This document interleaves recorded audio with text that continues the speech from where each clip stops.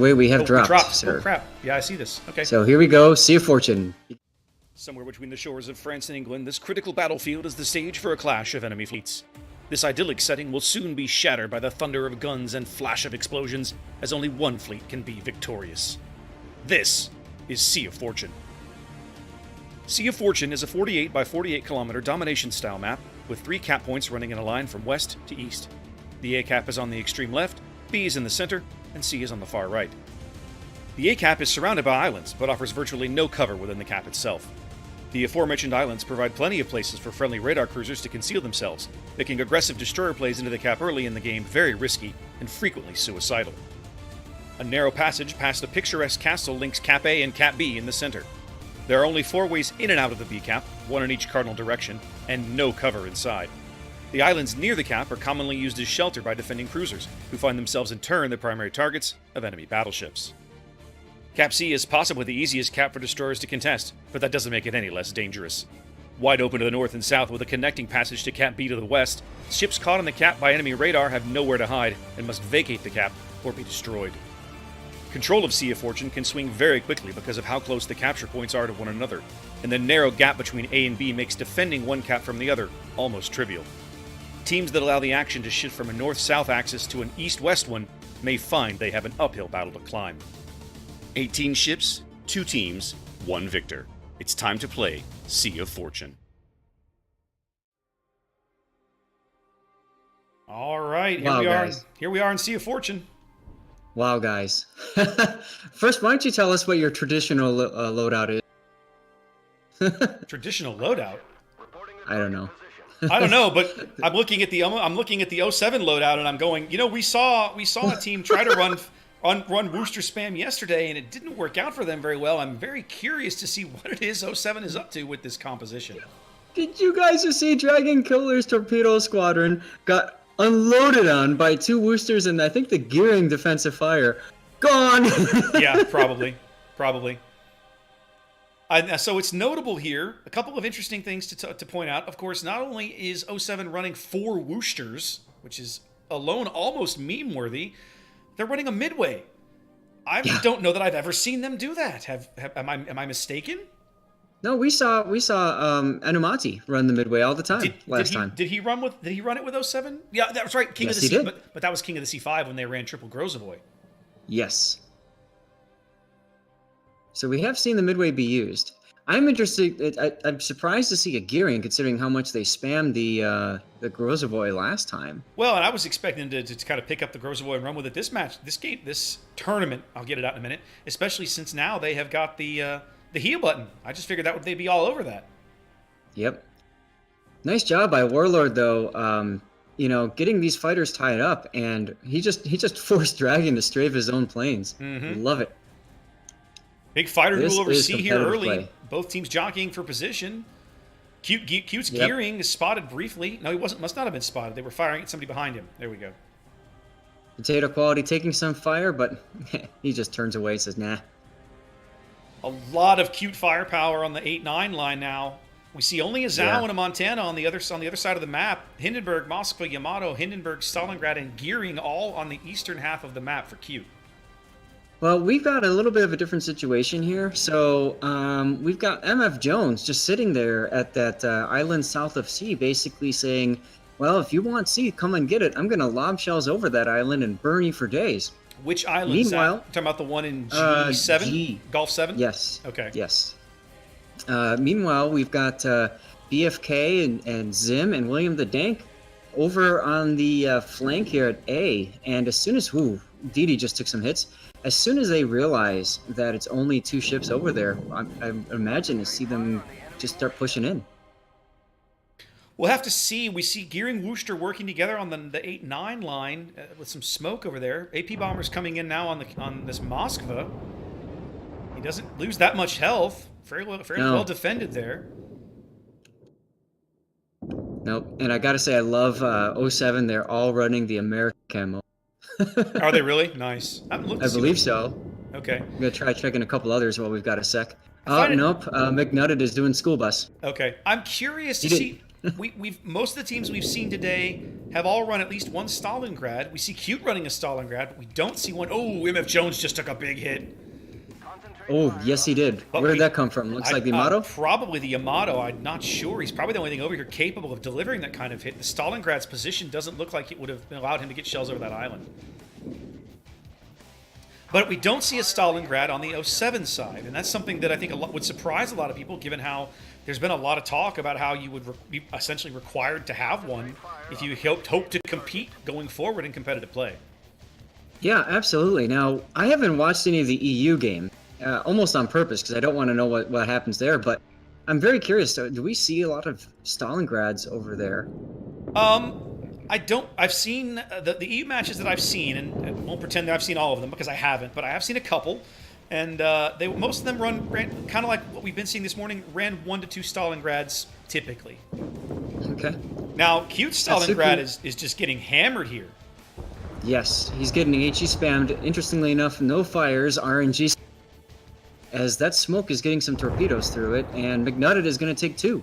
Yeah, I see this. He was out of the smoke on the backside where those torpedoes hit. You would think that one of them would have their hydro going if they're similar to each other. I don't think they expected the gearing to be that close, but the gearing is way over on the 9 line. He's between the Stalingrad and the Woosters on the southern end of that line. You can see the smoke cloud he laid. I'm not sure why he smoked over there. There kind of wasn't a whole lot of purpose to it, but that's what he did. Yep. 6 minutes gone. No team anywhere near a cap circle, really. Just a lot of jockeying for position and trading health. Yep, with 07 definitely losing out on the trades here. A couple of ships that are on their way out almost. Jones is low again, under 7,000 HP on his little island down there south of C. Yeah, he's leaving it. There's no point in sticking around there. McNutted also is being shot at. Yeah, they're calling for focus fire. They know he's low. Trying for a drop on this Moskva, but it's not happening. Pretty good carrier strafe comes in there to wipe out most of those torpedo bombers. Yep, they'll get 1. He's going to take a little bit of damage, but... Yeah.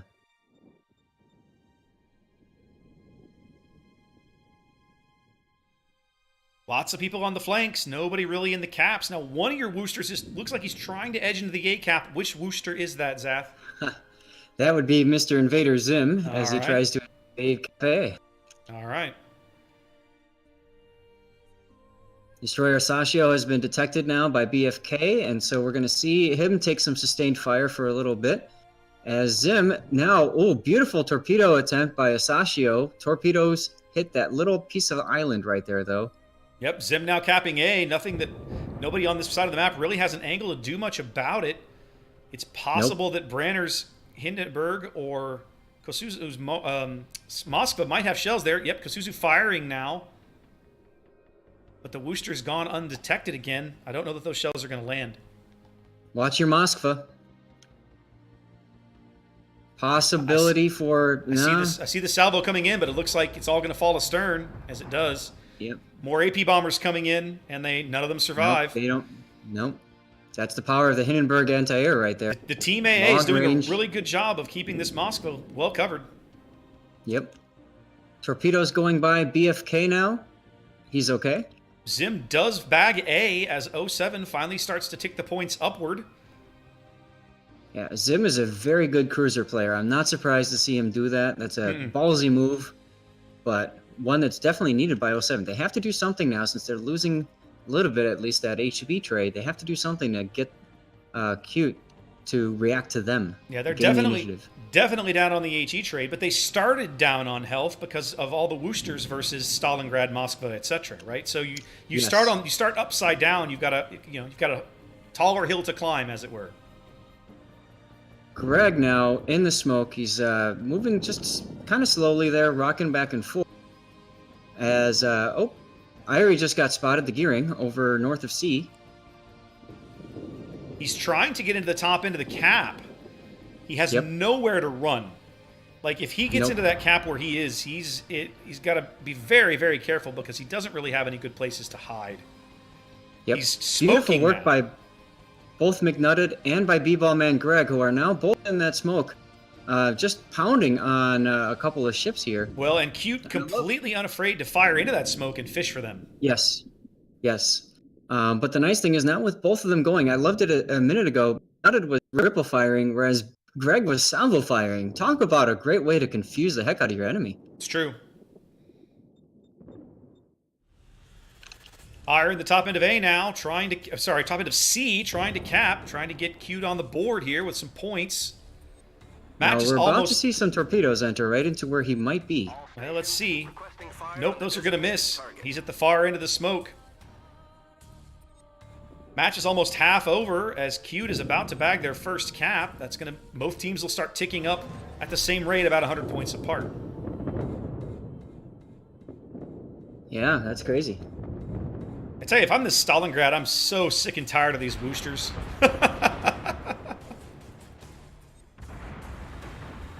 Why? They've just done nothing but spam him all game, it feels like. I mean, I know they haven't. They've had other targets from time to time, but it's got to be frustrating to just sit there and take it. Now, go ahead. Potato Quality got a good hit on your guy Branner here north of B.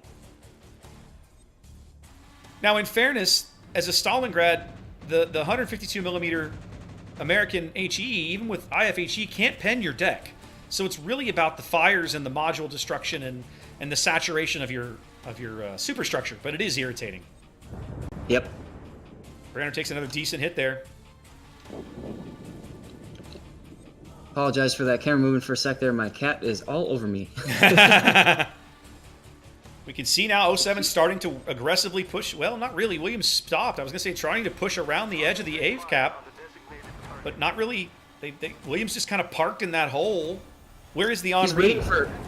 He's waiting for spotting from the bombers, I think, because he knows that the Zao destroyer Sashio is going to fire torpedoes his way, and he doesn't want to go too far out there and get himself exposed.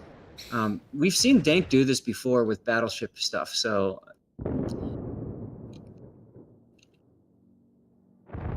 And there, oh, by the way, there's BFK. You can see him opening up now on the destroyer Sashio. And there's the torpedoes I was explaining earlier by Sashio, trying to go fishing, and he's going to come up empty. Oh, boy, Zim. Yep. Zim with the play. Wow. Yep. Zim drives straight across the A cap into the edge of B, starts to cap B for 07, continuing to put pressure on Cute here. Cute is just playing very, very passively. They have all of this firepower on the eastern side of the map, and they just seem like they're not sure who to shoot at. Now, in fairness, 07 is doing a really good job of hiding their valuable targets. McNutton and who's down there with him? Is it Jones? No, it was... No. Yeah. Greg. Ball man Greg. McNutton and Greg have been in smoke, just spamming things all game, and when they're not in smoke, they're not firing. So what do you shoot at? Yep.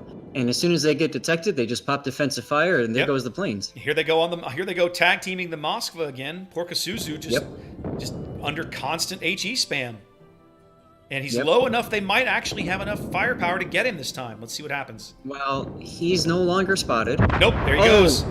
William Dank with the Dank with the dunk. Doing Dank things. Now he got dunked on. He's down a lot of HP. What happened to him over here, I wonder? Is he? Yeah. Last I looked, he was over 60K. He's been taking shots from the Montana up north and the Yamato. So I wouldn't be surprised to seeing one of them connecting with the Citadel. Could be. 7 minutes to play. 07 on about a 220-point lead here, up a cap and a ship on Sea of Fortune. Yeah, now Dank's got to be careful here. We got some torpedo bombers coming in. Obviously, they want to get that shot in on Dank. And the Sashio is kind of 1v1ing the Henri here, BFK. I'd like to see Dank kind of come in and help his buddy out, get that Zao off the board. Well, both of these ships highly vulnerable to HE, especially if BFK has IFHE on his Henri, which sounds like a joke, but is not against certain targets. Yes, IFHE allows those 240mm guns to penetrate 52mm armor. McNutton takes down the Stalingrad. Yeah, they finally get a ship off the board way over here on the other side of the map. In fact, where is there he is. Oh, goodness. I just noticed the Moskva died when I wasn't looking. No, we watched the Moskva die. I apologize. We watched him. That was the Dank shot. Oh, it's been such a long day already, Zath. That game 2 from earlier is just still exhausting me. Oh, this is just beginning, my friend. I know. Potato 69 getting in position here. I love this. It's almost like formation sailing here. Look at this, guys. This is like a star formation. I'm going to screenshot this because they're drawing pie right now, guys. Literally, they're drawing pie. Okay. Cute still seeming just not to really know how to react to what they're facing. They're down a cap, down 2 ships, not even really seeming to push anywhere. They seem content to just kind of hang back and try to trade HP. Now, there's a couple of ships they might yet be able to bag a kill on. William the Dank is kind of low. McNutted was, when last spotted, was kind of low. So is Jones. But if those guys stay unspotted, there's very little that Cute can do about it. Yeah, Jones is back up to about half now. McNutted is the lowest on their team with about, I don't know, 2/5 health or something like that. As Potato begins the death snail comes back. B-Ball is in the smoke, and McNutted is behind it. And they're going to start spamming down Dark G in the Yamato. Yamato rounds come in. They find Greg.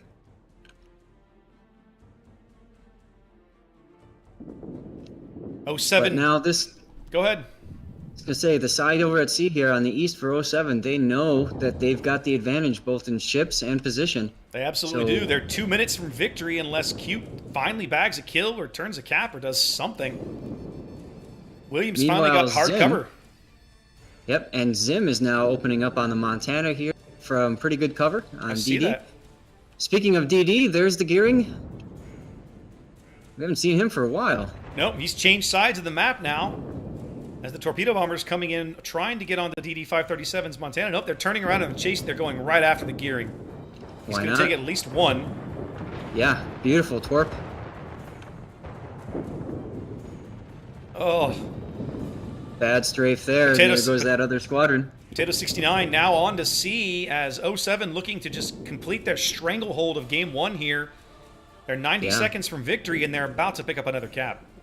And they're about to kill Dark and the Yamato with all that spam. I'm purposely pulling back so you guys can see all that fire that's just coming on him from 3 different Woosters just lobbing endless amounts of shells at Dark G's Yamato here. Yes. So the last time we saw somebody try a 5 Wooster comp was MIA, if you'll recall, right? Yes. And it did not work very well for them. I think partly because they didn't, they just, insult to injury. They just didn't focus their fire the way that 07 has. 07 has had 2 Wooster, like those 2 guys working the 9-10 line have been on the same target like the entire game.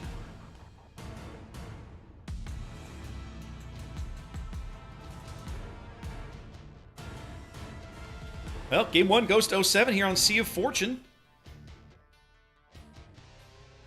Yes, it does. And that was, I mean, at the beginning, you kind of couldn't get the feeling for what was going to happen, right? Both teams were jockeying for position.